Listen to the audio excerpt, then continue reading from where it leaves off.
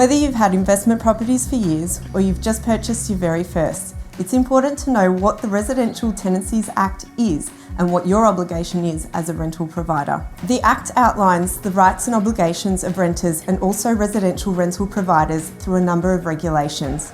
At Noel Jones, we pride ourselves on being experts across these regulations and providing support to our residential rental providers to meet these.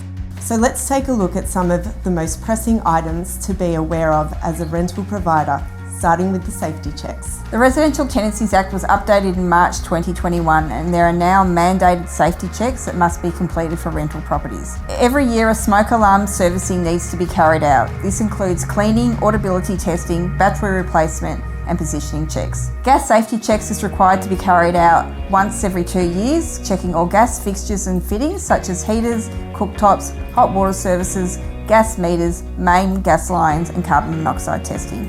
An electrical safety check is also required once every 2 years, checking all electrical appliances, fixtures and fittings such as switchboards or power points and of course light switches.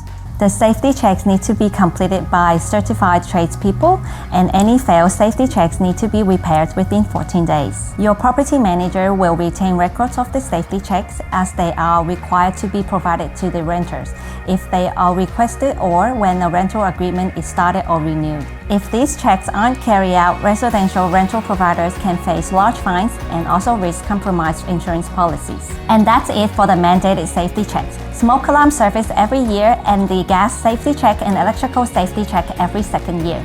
Now let's look at the minimum standards. Rental providers need to make sure a property meets the minimum standards before the renter moves in.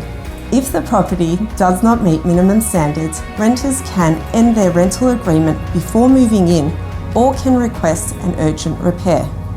So you may be wondering, what actually are the minimum standards? The minimum standards are divided into 14 categories and a rental property is expected to meet the standards in every category. In some situations, there are exceptions for older homes and homes under the Heritage Act 2017. Now let's talk through these standards in some detail to get an understanding of what they're all about. The property's external doors must have functioning dead latches or be fitted with locks that can be unlocked with a key from the outside that can also be unlocked without one from the inside. A rubbish bin and a recycling bin needs to be provided for renters to use that meets council collection standards. The minimum standards for a toilet is that it is in good working order, connected to an appropriate sewage system, and that it is in a separate room in the property. When we look at minimum standards for a bathroom, we can see it must provide a wash basin, a shower or bath, and must be connected to a reasonable supply of hot and cold water. We all know the kitchen is the heart of the home where families love to gather.